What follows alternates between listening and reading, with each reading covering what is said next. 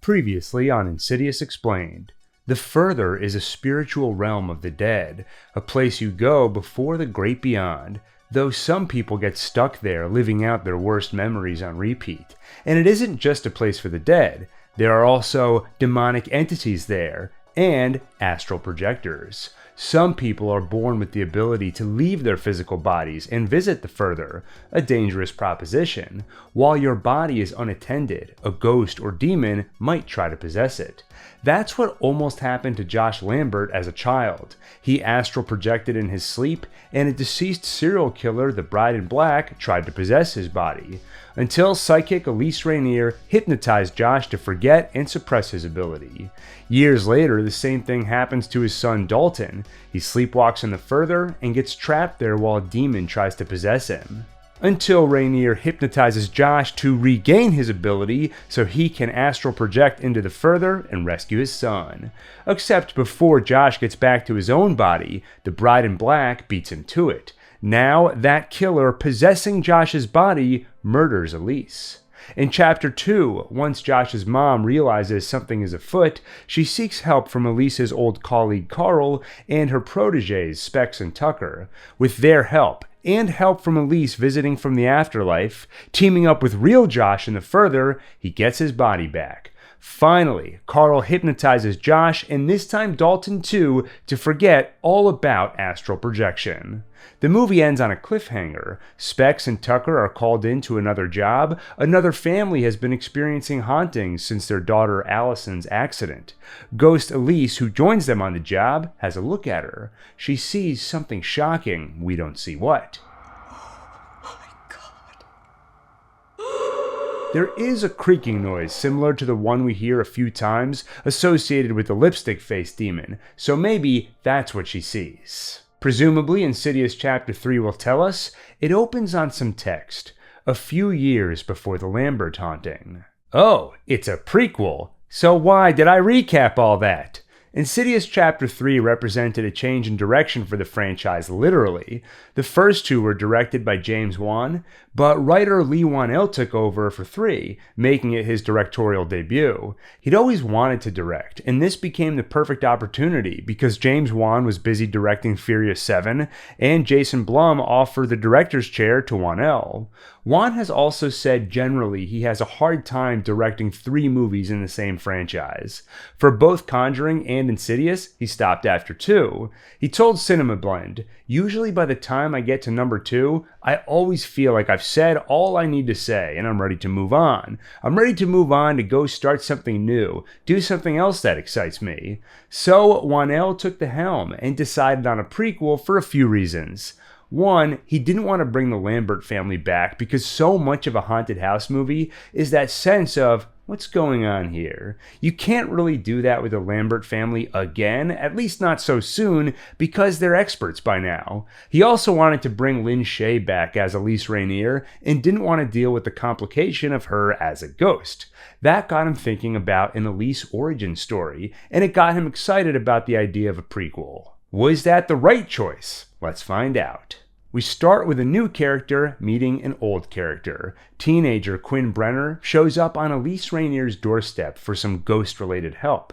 Except Elise is retired, because every time she enters the Further, an evil entity tries to kill her. Remember the serial killer who tried to possess child Josh? And remember how Elise stopped that from happening? Turns out the killer holds a grudge. So nothing for Elise to do, but nothing. Stay out of the Further. Probably good advice for most people. What help does Quinn need?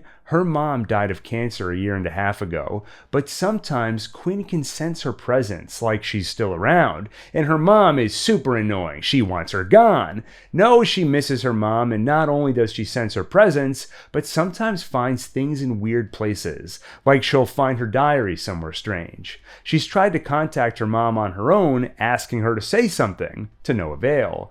That's why she's here, and Elise reluctantly agrees to try reaching out on her behalf. She calls out to Lily Brenner, and, same as always, that killer answers instead. Elise snaps her eyes open and tells Quinn she's got to find someone else for this job, and she should stop trying to contact her mom on her own. If you call out to one of the dead, all of them can hear you.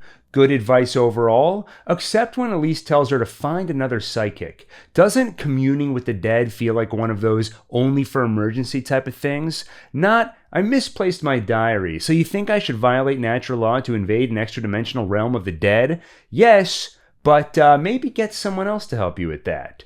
Stephanie Scott is good as Quinn Brenner. We need to feel her grief and desperation, enough that we believe she'd seek the help of a medium, and Scott accomplishes that. Lin Shaye is also great as always, and brings something unique to the genre.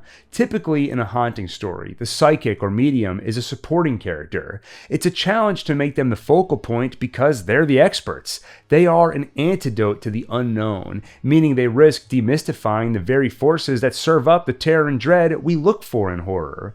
But Insidious Chapter 3 strikes a balance. Through Quinn's eyes, ghosts are still a terrifying mystery. For Elise, they are familiar, but take on new meaning at this stage of her life. The killer ghost is an impediment to her helping people, the thing that's given her meaning for decades. And now, ghosts are tied into the grief of her recently deceased husband. That's something we'll soon learn about. He took his own life a year ago. Elise visited the further to try and reach out to him, and that's when the killer ghost first appeared, which also serves as a way to hamstring this movie's psychic expert, so she doesn't represent too much of a weapon against ghosts and demons, which would further undercut the horror. The theme of things and questions left unsaid or unasked when loved ones depart too soon is present for both characters. After Chapter 2 failed to integrate drama into horror as successfully as the original, it's immediately refreshing to see Chapter 3 is more up to the task. And it's just nice to see Elise fleshed out as more of a full-fledged character, giving Lin Shaye more to do in this movie in a role that's pretty unique for the genre. Also, her dog is named Warren, a small wink at the audience referencing Ed and Lorraine Warren, the subject of the Conjuring movies.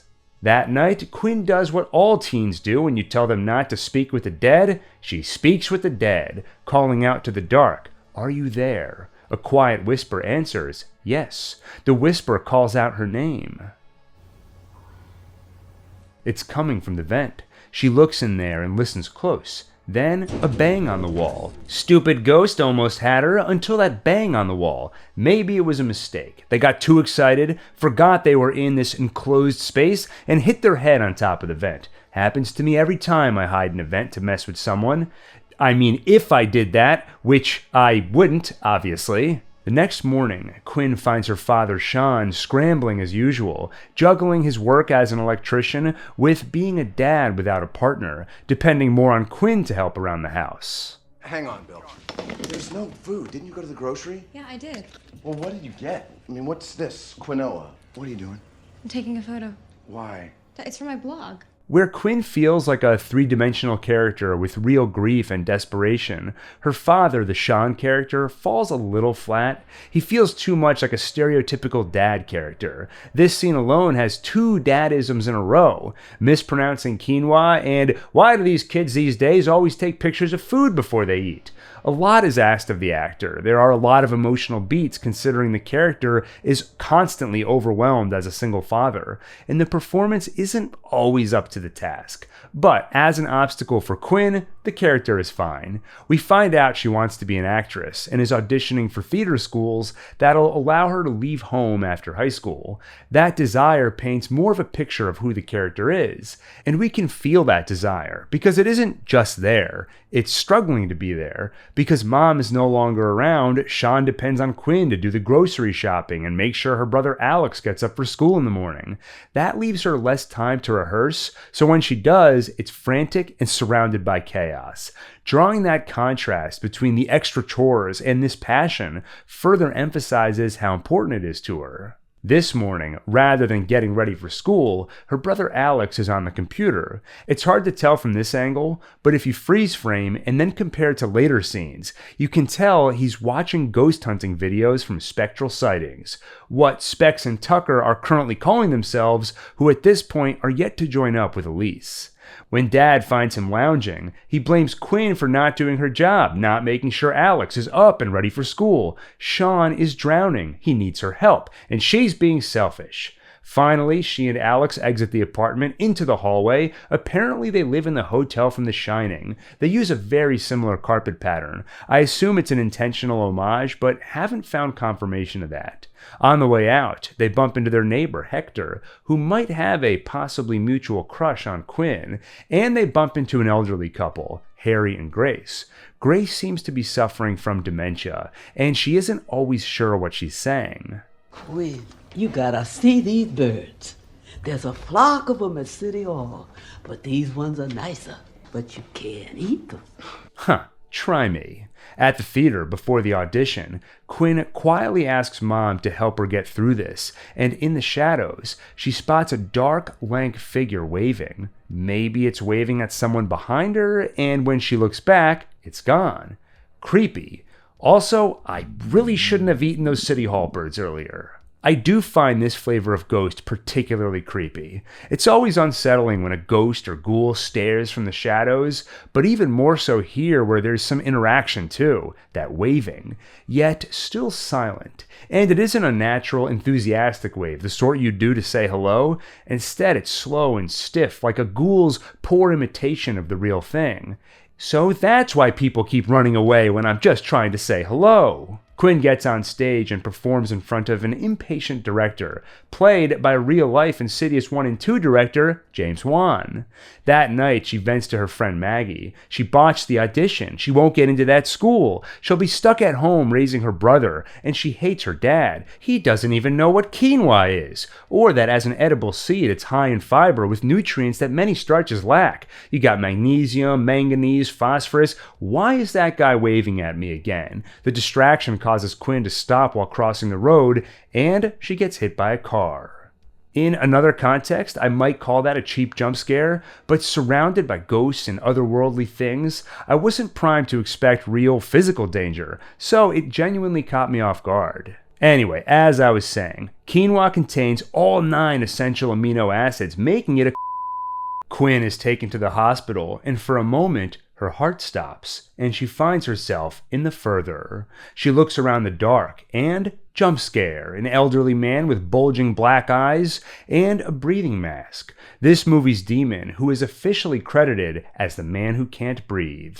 The look of the demon was inspired by the guy from Seven who was tied to the bed, meant to embody the sin of sloth. Wanell told the casting director about this inspiration, so she literally got the same actor, Michael Reed McKay, Sloth from Seven. Quinn is resuscitated, and 3 weeks later returns home in a couple leg casts and a wheelchair. Grace greets her here with some cryptic warnings. I heard him saying your name last night. I heard him in your room while you were gone. He's up there right now, standing in your room. You will see him. It seems she's in touch with the spiritual realm, and that turns her into a doomsayer of sorts. But she isn't saying anything we don't already know. We've already had the 2 waving incidents and whispering in the vent. We assume the scares will escalate, and this just turns Grace into a mouthpiece saying, "You know that scary stuff. Well, you're barely a quarter of the way through the runtime, so they're gonna get even scarier." Sure enough, that night, some noise, like someone is walking around in the apartment above her. The bell rings, the one Dad left on the bedside table in case she needs him. But the bell's just sitting there. Must be nothing. She tries to sleep. The man who can't breathe slowly approaches her bed. Until Dad stops in, he heard that bell. Elise is visited too. We don't see or hear the entity, but Elise shakily takes out a book and writes down a name, Quinn Brenner. She can sense the girl is in trouble. Unable to sleep, Quinn knocks on the wall behind her bed, and the boy next door, Hector, answers with his own knock. Except a text message reveals Hector is at his grandma's right now. Oh, just a ghost then. At least it's on the other side of this impenetrable wall. Quinn tries to sleep when a hand grabs her. She startles awake, and it's gone. Then she hears a thud above her bed, and the ceiling cracks. The cutaways to Elise between the scares work well. Grief can often lead to a sort of listlessness, which is difficult to portray on screen because the last thing you want for your audience to feel is listless. But as a secondary protagonist, we can view Elise in these small doses, where it doesn't halt the thrills and chills too much while providing a real window into her experience as a widow. Her loneliness is palpable when she eats next to an empty chair with an empty plate and glass in front of it. When she goes to the closet, it isn't stated, but we understand she's grabbing her husband's sweater to hold as a comfort while she sleeps. Though every time I rewatch this movie, something feels off about the part where she writes Quinn's name down, almost like it's building to a reveal we already know. Quinn is in trouble. Maybe Elise doesn't know that yet, but if the scene is from her perspective, why not actually show her perspective? What is she seeing and hearing that leads her to write the name down? That aside, Whannell shows he can direct the scares just as well as he can write them, building them in stages so jump scares are earned with escalating tension rather than a cheap jolt. Quinn isn't just grabbed by a hand in her sleep. First, she has those knocking flirtations with the boy next door, before the text message reframes the knocks as something spooky. Now, the scares are more visible. Whether Dad believes Quinn or not, there's no denying the sound upstairs, and the cracks in the ceiling. So, Sean heads upstairs with the landlord to check it out. It's an empty apartment, except the bedroom above Quinn's has some inky black footprints. The next day, Quinn finally confesses to Dad that this was not the first strange thing that happened to her. She thinks Mom is trying to reach out from beyond the grave. Of course, Sean doesn't believe her. "Don't you know, Quinn, there's no such thing as people in breathing masks?" It all leads to a classic, "why don't you ever want to talk about Mom" argument. It's a serviceable moment of drama, but also feels a little cliched and forced.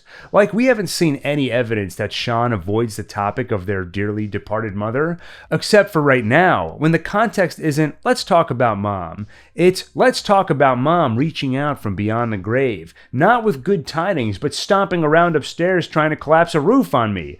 Also, she might be a symbiote now. You know, because of the black gooey footprints."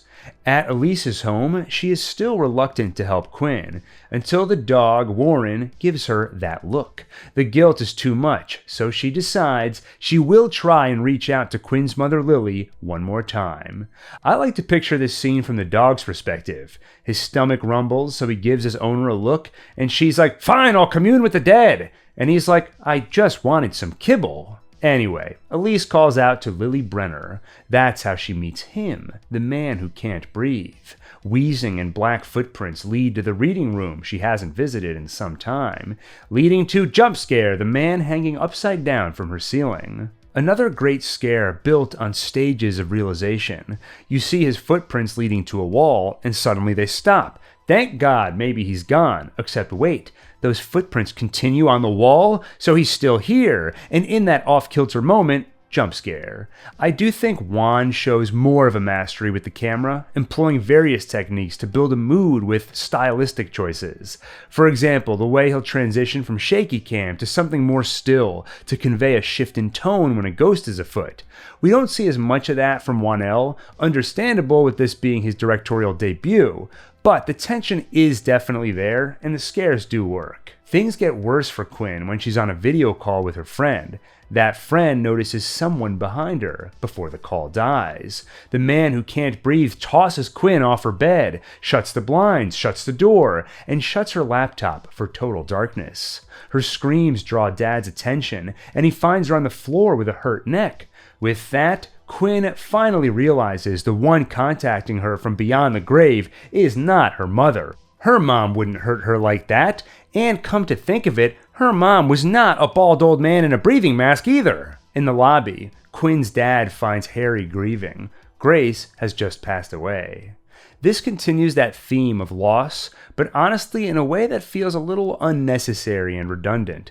We already have Quinn and Sean dealing with Lily's loss. We have Elise dealing with the loss of her husband, and here we have these two background characters introduced so one can pass on later, and isn't that sad? But Wanell does a good job escalating the scares. This one happens during the day, where up to this point it's mostly been a nightly ritual. It's more physical and violent in this sequence, but even though the demon gets up close and personal, it's still mysterious enough. Once Quinn is on the floor and Wanell shoots from her perspective, we only see its feet as it walks around and slowly shrouds the room in darkness. That slow and deliberate physicality isn't possible in a lot of other horror movies, where the character at this point would run for their lives, but it's enabled by breaking the main character's legs, so she doesn't have much choice. That night, the ceiling above Quinn starts cracking again. She pulls the blanket over her head and later wakes up in the dark. Pulling the blanket down reveals she's in her wheelchair upstairs in another shining hallway. Love that transition, showing Wanell can make some of those interesting stylistic choices too. Quinn wheels herself to the elevator and hits the button. But before the elevator comes, the man who can't breathe grabs the chair and wheels her to apartment 514, the one above theirs, and dumps her on the floor. A woman with no hands, no feet, and no face crawls toward her. Quinn screams and bangs on the floor, waking up Dad. He runs up there and finds her alone. Black footsteps lead to the window. Outside, Sean sees a dead man on the ground, like he leapt out the window. Grace looks too, and no body on the ground, just the man who can't breathe trying to pull her out the window until Dad saves her. And finally, Sean is a believer. There are such things as men who can't breathe. This was one of the more effective jump scares because it doesn't pop out from the darkness or some hidden corner.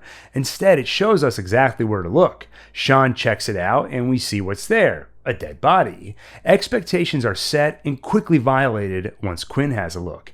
And it's preceded by the creepiest sequence. The way the man who can't breathe is just standing there behind her wheelchair, he grabs it and takes control. A ghost is not supposed to be this deliberate and present, and it leads to the reveal of the faceless woman, a bizarre image, different from anything we've seen in the Insidious franchise so far. This movie definitely provides some variety from the sorts of ghosts and ghouls we saw in chapters 1 and 2. Now a believer, Sean visits Elise. She tells him about her husband. He took his own life a year ago, and she tried to contact him by visiting the dark, something Elise has never done before, something living people are not supposed to do. But something followed her back, that serial killer, who right now Elise only knows as a malignant entity appearing as an old woman. She wouldn't learn the truth until chapter 2. Every time she visits the Further Now, that entity screams over and over that they're gonna kill her. But looking this desperate father in the eyes, she can't say no. I like to think of it from Sean's perspective. He's hungry and wants a snack, so he gives her a look, and she's like, "Fine, I'll commune with the dead." So Elise visits Quinn and tries to help again. I'm here with Quinn Brenner. I want to speak to the entity that has attached itself to her. Elise ends up in the Further, a ghostly version of this apartment building. She walks toward a red elevator and comes across a woman in permanent rain. A woman who seems afraid of the man who can't breathe. Another who parts her hair to reveal a face on the back of her head. She yells at Elise, "Get away from me!" Some ghosts are just antisocial, we all know the type. Elise takes her advice and gets on the elevator. She heads upstairs and is suddenly outside a house. In that house, a creepy woman points the way, leading her to the bride in black. They try to strangle Elise until she manages to wake up back in her physical body. Once again, Elise decides she cannot help Quinn, which admittedly is getting repetitive. You know the movie is building toward Elise overcoming her fear of the bride in black and getting back to helping people. It's a prequel, so she has to get there eventually, and prequel aside, it's just clearly the arc set up for her at the start of the movie. But I think it would have worked better if Wanell found a way to make the arc more dynamic. Unless, "I can't help you, Quinn. All right, I'll try. Ah! I can't help you, Quinn. Fine, I'll try. Ah!" But I do like the weird stuff, like this lady. I always wanted to know how I would go. Tell me, friend, how I meet my end. Or face on the back of her head lady. To me, the more the Further leans into surrealism, the better. With Elise back on the "I can't help you" side of her loop, What now? Quinn's younger brother Alex has an idea. He's a fan of these guys' online spectral sightings. So they make the call, Specs and Tucker arrive, and they're fun as always. Basically a hidden camera. It's not basic, and it's not hidden, because we're keeping it right out in the open to capture whatever may occur tonight. We do hide it, though, sometimes. They might be too goofy for some, but I enjoy their presence as a counterbalance to all the dread and fear. They never go too far and betray the overall serious tone of the movie. Instead, they feel organic in the sense that even in the real world, where things can be serious, there are odd people who are odd and funny even at the darkest of times. There might also be selection bias when it comes to online ghost hunters. Tucker and Specs fit Quinn with a camera so they can monitor whatever happens to her while she sleeps. Elise, meanwhile, seeks counsel from her old colleague, Carl. He advises her, "You can't be afraid of that entity. You're stronger. You're alive." And he reminds her of the good they do, using Josh Lambert as an example. Look at what you did for that family. You saved them. That boy is a grown man now with a son of his own. It's a touching scene, sold especially well thanks to Lin Shaye, but part of the overall issue of an arc that's too clean. Elise is stuck, unable to help, until this brief conversation with Carl sets her back on the right path. Though one moment that always sticks in my mind as particularly tragic, especially knowing Elise will be strangled to death in 3 years. You're alive. Yes, I'm alive. But I've spent more time on this earth among the dead than the living. At the Brenner residence, the lights go out. Quinn's camera feed reveals she's up and about, somehow walking around on broken legs. The camera reveals she's in the closet. Or not. She apparently took the camera off and stuck it in the closet. So where is she? Right behind them. She attacks and breaks off her leg casts. She grabs a box cutter and puts it to her throat before Dad stops her. They hold her down and spot an eyeball in her throat. Ew. I love the idea of representing possession in such a disgusting and physical manner, and the moment she breaks the casts by kicking her legs against the bedpost, then walking on unsteady broken legs, it's a staple of possession stories to have a character commit some form of self-harm, and this was an effectively loud and visceral way to do it. So, Specs and Tucker are in over their heads. Sure, they have a YouTube series all about this stuff, but they've never actually encountered anything real. Are you saying that you're a couple of goddamn internet pranksters? Good thing Elise has arrived. She tells them what she's sussed out about the entity. It's a spirit who used to live in this building a long time ago. It's been alone for a long time, but it's been feeding on Quinn's life force to get stronger. Now, most entities living in the dark want to escape it by possessing the body of the living. This entity is worse. It does not want to leave the dark. Instead, it wants to drag the souls of the living into the shadows to join it.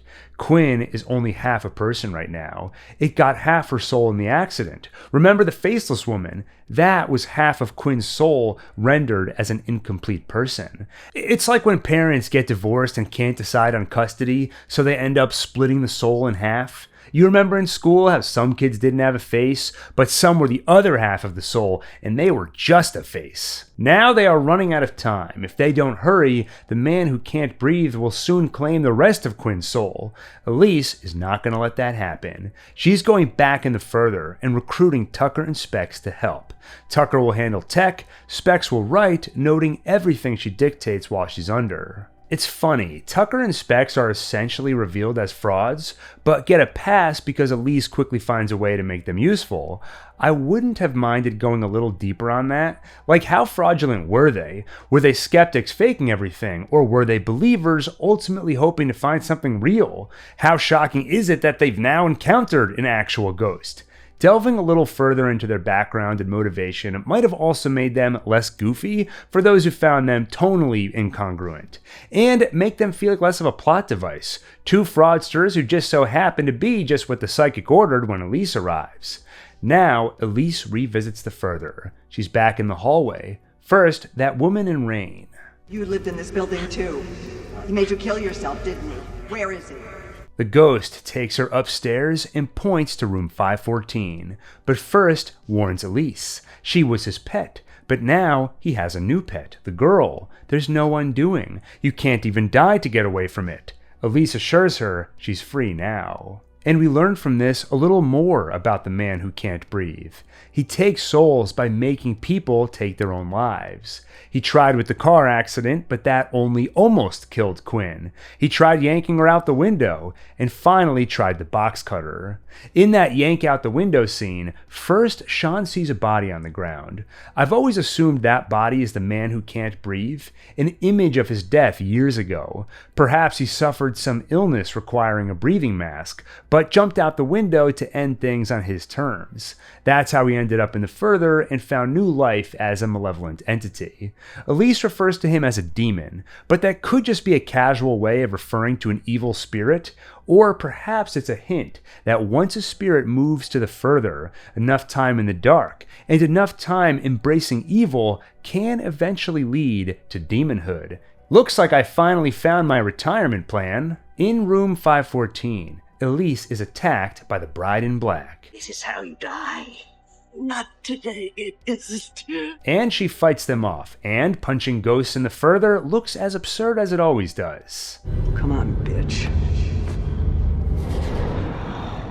She finds her deceased husband, and when he tries to convince her to join him in death, he hands her a blade, and she realizes this can't really be him. He would never do that. So she slashes him with the blade, and Jack stumbles into the dark before returning in his true form, the man who can't breathe, trying to trick Elise into taking her own life. He reveals his pet, the faceless woman. Elise tries to escape with her, but it's not that easy. Elise ends up back in her own body, with Quinn's half-soul still in the dark, soon to be joined by the rest of her. In fact, the half-soul is starting to grow a hand.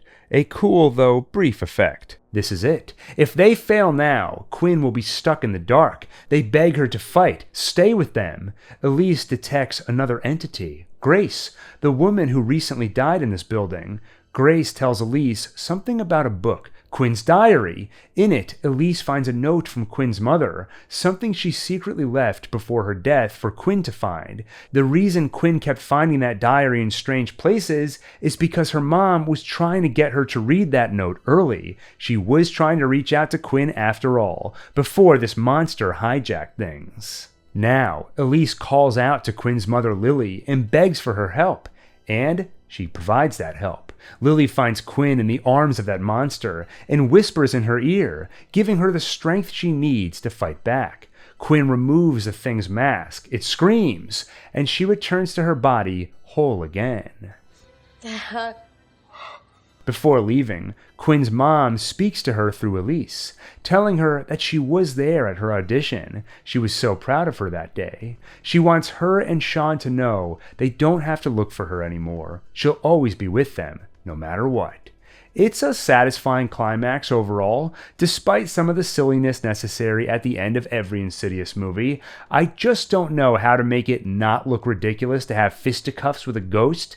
At one point, Elise stomps on the ground and that opens a metaphysical hole for the man who can't breathe to fall through. Maybe that's a step in the right direction. Rather than throwing punches, it's more like casting spells and curses. Though you also don't want to turn these movies into a CGI witch battle either. I also find Grace to still be an awkward addition, an unnecessary middlewoman between Quinn's mom and Elise. We need Elise to realize Quinn's mom was trying to reach out. It feels superfluous to have her figure that out thanks to another spirit trying to reach out. Maybe the longer you're dead, the harder it is to be heard, so as the recently deceased, Grace can amplify Lily's voice. But it feels unnecessarily convoluted and didn't really add anything. In the aftermath, her goodbye message is also a little trite.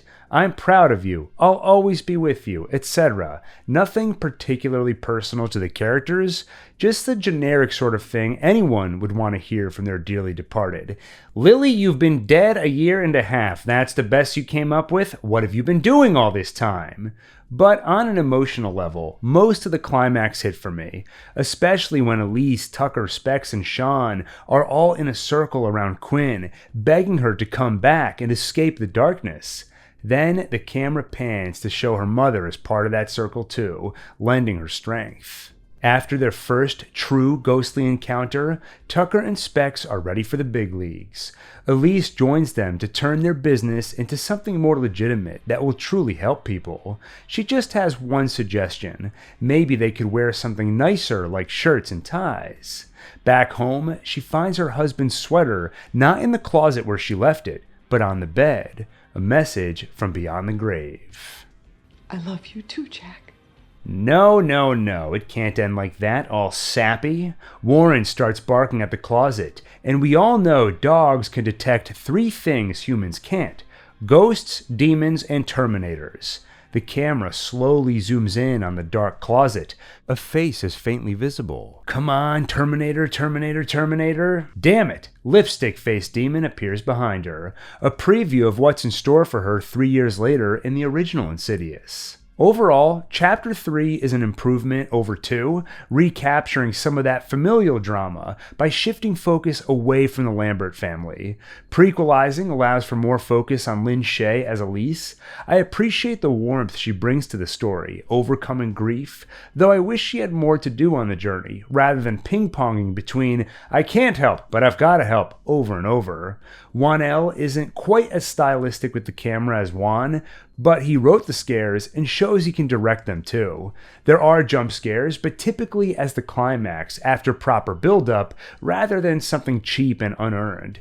He also brings his usual creativity to the bizarre things to be found in the further. I was glad to find they were less theatrical than Chapter 2 and instead a little more surreal.